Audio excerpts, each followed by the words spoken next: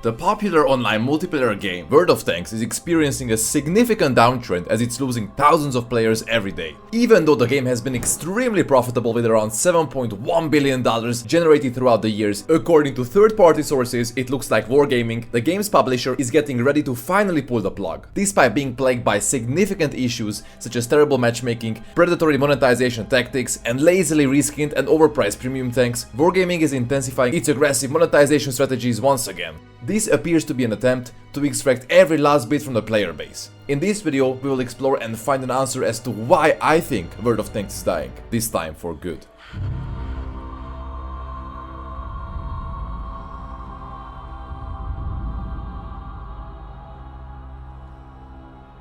If you aren't familiar with World of Tanks, it operates on a freemium business model where the game is free to play, but participants also have the option to pay for premium features. The game mainly focuses on player versus player gameplay, with each player controlling an armored vehicle from the period of pre-World War II to the Cold War era. The most popular game mode is called Random Battles, where players are matched up against others in a 15v15 scenario. World of Tanks has been on the market for almost 15 years, which is already impressive. Combining this with the data I could gather online from different third-party websites, the game has been one of the most profitable ventures ever created, with a rough estimate of making around $7 billion as of 2024. Before we delve into this video, I just want to say that I love World of Tanks and have been playing it for more than 10 years. There is still so much potential in terms of content and player enjoyment, so the last thing I want is for it to be neglected and end up like one of those dead MMOs we frequently encounter nowadays.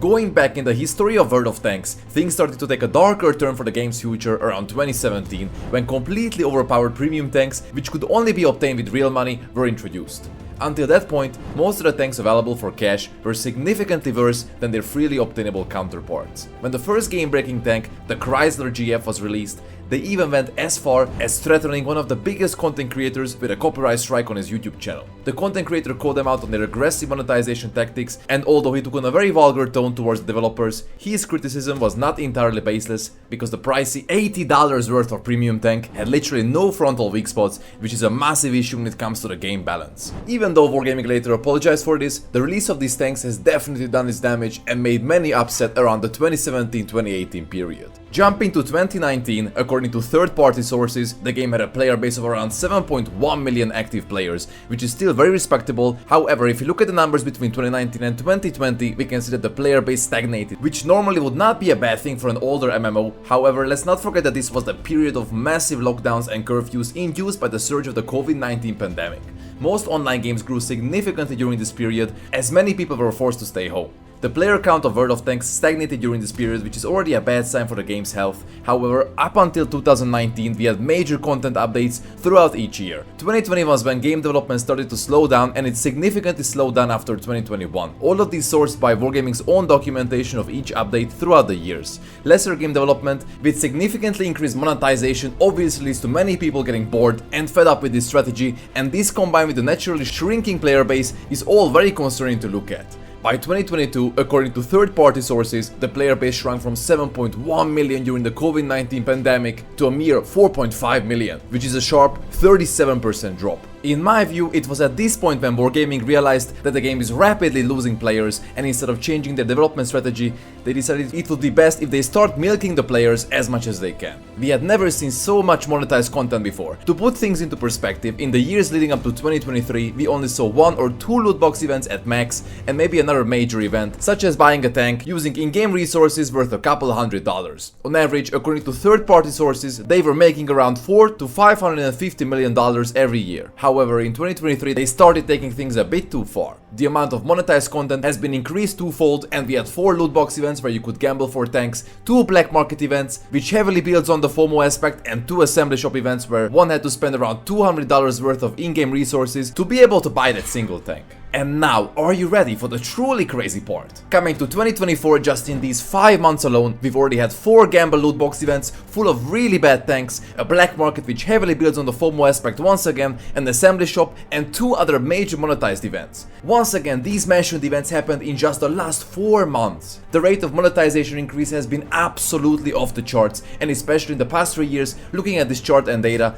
they've managed to quadruple the monetization and revenue. And then this year, in just 4 months, we've nearly successfully met the entirety of last year's monetization, which was already unprecedented, and if this doesn't scream the game is dying, we are entering the milking phase to the general player base, I would be absolutely shocked. This milking approach isn't completely alien to online games, as usually with any multiplayer game, 1-2 years before pulling the plug or entering maintenance, the publishers go crazy with their monetization and they give the notion that nothing is wrong, they act like the game is fine and that it's still under active development, which is later followed by a farewell announcement. Thank you for your support over the years, but unfortunately it is time we move on. Take a look at the combination of these charts portraying how much content Wargaming added and how many monetized events were taking place during the years. After 2018, you can clearly see that the development slowed down significantly, and even though the game could have massively grown during the pandemic, it didn't, as they were extremely reluctant to actively develop their product. For example, in the last 4 years, we had only received 4 new maps, which is a super low amount, and along the regular introduction of new tanks is the basic building cube of the game. I've talked about loot boxes before, and the main reason they're seen as predatory is because nowadays almost every new premium tank can only be obtained by buying loot boxes and gambling for them. Back in the day, these loot boxes were very exclusive and only came out during the Holiday Ops event around Christmas. You could find a lot of good stuff in these boxes, including gold, the premium currency in World of Tanks, and even now, these Christmas boxes are generally a great deal. Plus, there's a pity mechanic that ensures for every 50 boxes you buy, you'll get a random premium tank from the list. The problems start when these exclusive boxes are no longer special and start coming out almost every month, which has been happening this year. When Wargaming stuffs these boxes with a bunch of premium tanks that most players already own, the chances of getting one of the few new unique ones drop. Because of this, you have to buy more boxes to get that one tank you're looking for, which means you end up spending more money. Usually, these unique tanks aren't available on their own until much later, sometimes months or even years, which definitely triggers fear of missing out. Another major issue is that these new boxes don't have any gold in them. Instead, when you open a box worth about $1, you might get just a single XP booster, a decal, a camo, or a small amount of credits. There is no gold at all, and many of the new tanks in these boxes are just reskinned versions of existing tanks. Seriously, how low effort is that? For example, the Miel is a reskinned Burask, the Forest Spirit is a reskinned SU-130PM, and the Alembic is an Astron Rex with a 3D style. Are they out of ideas for new tanks, or are they just trying to save on development costs? What do you think? Share your thoughts in the comments. On top of that, many of the new tanks that aren't reskinned and are found in these loot boxes are terribly balanced. Some are so weak they could be dropped a tier and still perform poorly. Another strange step is that Wargaming recently decided to shut down the World of Tanks official forums for good, and it's causing quite a stir in the community. Their announcement reads, as of May 20th, 2024, the World of Tanks forums have been closed permanently and threads are no longer accessible. We have transitioned our activities to more dynamic and accessible platforms that facilitate better and more immediate communication with our community. The developers stated that they want to focus more on newer platforms like Discord, Reddit and social media, which they think are better for quick and lively interactions. Now, there are multiple reasons as to why they could have made this move. Platforms like Discord and social media have broader reach and can make for quicker, more spontaneous interactions within the community. Maintaining forums requires significant resources, including paid moderation and technical upkeep, and by shutting down the forums, their team can redirect these resources to other areas of community management. However, a lot of players aren't happy about this move, as the forums were a goldmine of knowledge packed with detailed guides, strategies, and discussions about different game mechanics. For many new players, the forums were the go-to place to familiarize themselves with the game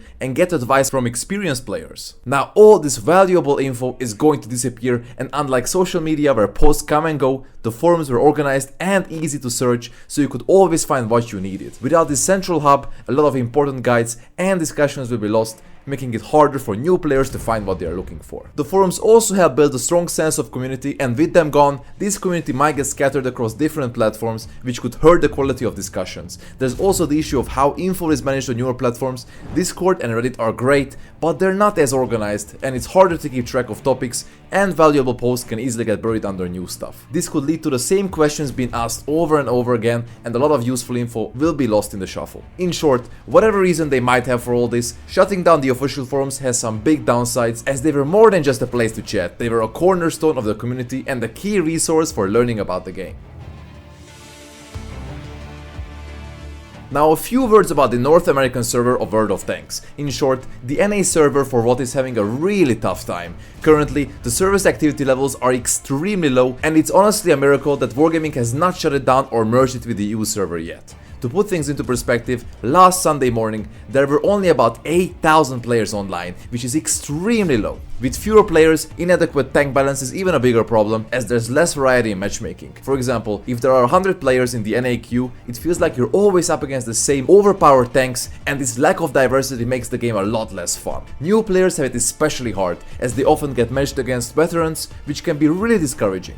This all gets worse at lower tiers, where newcomers constantly face experienced players, making it tough for them to enjoy the game and stick around. These reasons all contribute to the server's reputation suffering greatly, and potential new players are being turned off by negative reviews and the steep learning curve. The NA competitive scene feels almost dead, with players often battling the same small group of people under different tags each campaign. Unless there are bigger changes, like more rewards or gold on a global map, things will keep getting worse, says a prominent member of one of the NA top clans. What's also pretty alarming is that Wargaming had just fired the head of community on NA. Could this potentially signal a possible merger with the U server? What are your thoughts about this? Please write me in the comments. Overall, the NA server is in a really rough spot right now, with declining player numbers and balance issues creating a vicious cycle that is hard to break without major changes.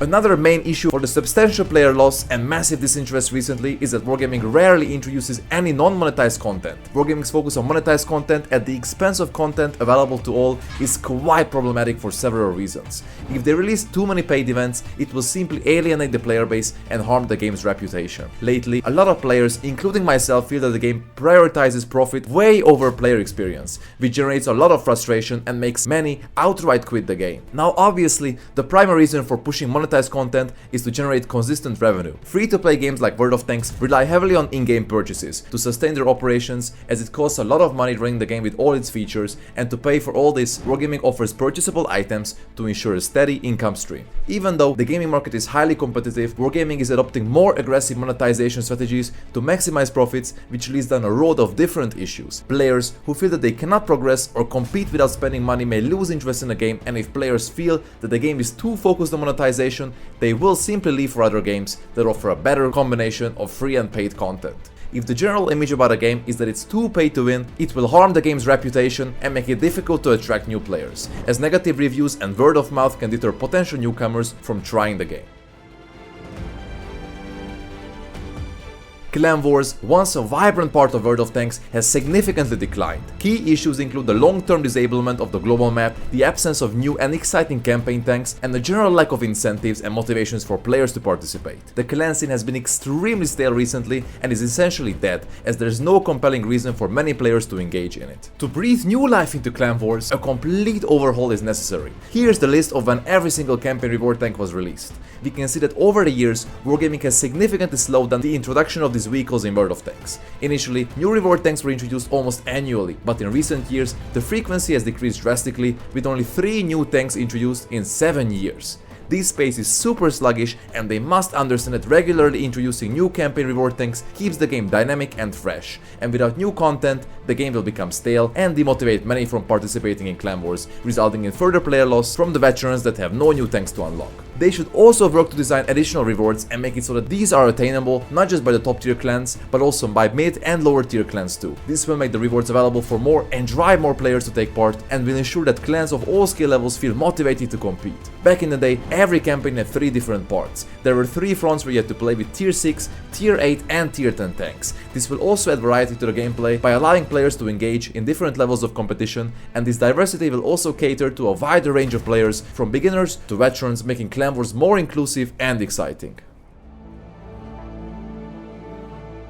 It's absolutely astonishing how the developers have not introduced any new personal missions in World of Tanks for ages. Right now, there are only 2 sets of personal missions to complete. The first one, with the Object 260 as the final reward, came out in January 2015, almost 10 years ago. The second set, which ends with the Object 279E, was released in August 2018, and we haven't seen anything new since then. These personal missions are well designed because they keep players hooked, making them push through tougher challenges to unlock exclusive tanks and other cool rewards. Wargaming's reluctance to add more content and rewards in this area might also be speeding up the player base's decline.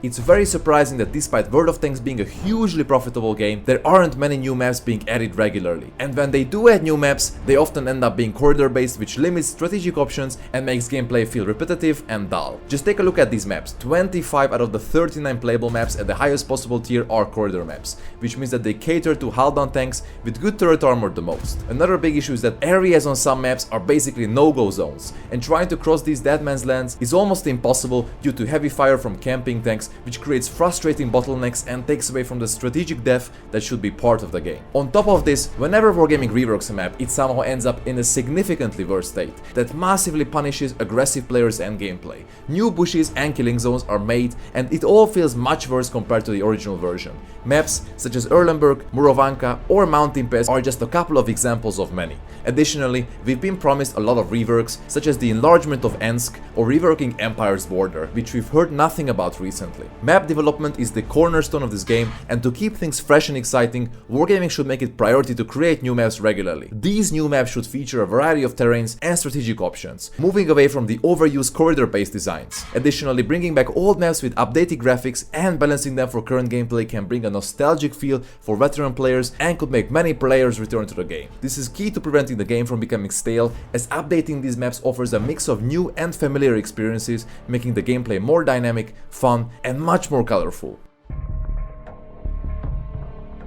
Matchmaking and tank balancing in World of Tanks is a mess right now. There are way too many scouts, artillery and tank destroyers in the queue, which leads to unbalanced and frustrating battles. Either the matchmaking needs a complete revamp, or we need changes to control the number of each tank type. For example, having games with 4 scouts, 2-3 RTs and 5 TDs per side is too much. We need limits on the super classes to ensure better gameplay. Heavy and medium tanks are supposed to be the main focus of the game, but too many support tanks simply ruin the balance. And this issue is made much worse by the current map designs that do not allow for strategic play and often end in unavoidable crossfire. Maps should support balanced paths for both heavies and mediums. Overall, we need better balance changes and improved map designs to make the game much more enjoyable. Recently, Wargaming has been introducing a new mechanic with every new tank line, but they must understand that not every new tank in the game needs a new mechanic. Tank balance is closely tied to the overall game balance. Before the introduction of the Chieftain and Object 279, there were many different metas over the years, with tanks like the E5, the 113, the Type 5 Heavy and the Super Conqueror being the top dogs. For the past 6 years though, the meta has been dominated by the Chieftain and the Object 279, with only the AMX M4 shaking things up recently. High tier gameplay feels very stagnant, and while balance is crucial, we need fresh changes at not just tier 10, but throughout all tiers. They shouldn't come from new mechanics every 6 months, but from making all tanks exciting again. The amount of power crap tanks in the game is absolutely enormous, and I'm 100% sure that a lot of players would be very happy if their all premium tanks would get a facelift and would get buffed or reworked to be fun and enjoyable again. For example, the FE215B on the RU server was reworked, which brought new excitement. Speaking about the RU server, Lesta Studio, primarily known for their work on World of Warships, took over the development of the Russian version of World of Tanks around late 2021. Since then, they have implemented several significant changes and reworks focusing on improving game balance and overall player satisfaction. They have been very active in rebalancing maps and tanks, adjusting parameters like firepower, armor and mobility to ensure a fairer game balance. This also includes making weaker tanks more competitive and adjusting overpowered tanks to better fit the game's balance, which Wargaming usually takes way too long to test and implement. Overall, Lesta seem much more committed to evolving the game in response to community feedback and changing gaming landscapes, which is crucial for retaining an active and engaged player base. Wargaming has recently launched a new Battle Pass collaboration with the Teenage Mutant Ninja Turtles, introducing theme skins and other content to World of Tanks. In my opinion, a tank game should strive to somewhat keep its historical accuracy, showcasing tanks from various periods with great attention to detail. The Teenage Mutant Ninja Turtle skins, however, are a far cry from the game's usual look. They are colorful, cartoonish, and just plain different from the realistic tank designs players are used to. And while it definitely causes a surge of nostalgia in some due to childhood memories, many think that adding these fictional pop culture skins messes with the game's historical feel. Sure, collaborations like this can be exciting and bring something new to the table, but at the same time Wargaming needs to find a balance, for if they stray too far from the game's historical roots, they risk losing some of the very players who helped make World of Tanks a success. As I've previously mentioned, I love this game and grew up playing it, and as a content creator I still see so much potential in this game, but I honestly believe that we are in the 24th hour when it comes to saving the game from its ever increasing depopulation. I also feel like we need a bit of fresh air in the room, and Wargaming has to come up with something huge that will spark a massive positive response from the community. There are loads of different ideas for this, such as graphical overhaul, massive tank rebalancing, the introduction of old, reworked maps to spark some nostalgia, the introduction of very carefully balanced tier 11 and tier 12 tanks, more tank customizations, and the list goes on. Most importantly, you as a viewer, what do you think about all that has been said? What is the biggest problem that is ruining the game for you? Is it possible for World of Tanks to regain some of its lost player base and start growing again? One thing is for sure, only time will tell whether its developers decide on abandoning ship and moving on from World of Tanks, or trying to actually preserve its longevity by starting to care about it again. Thank you for watching.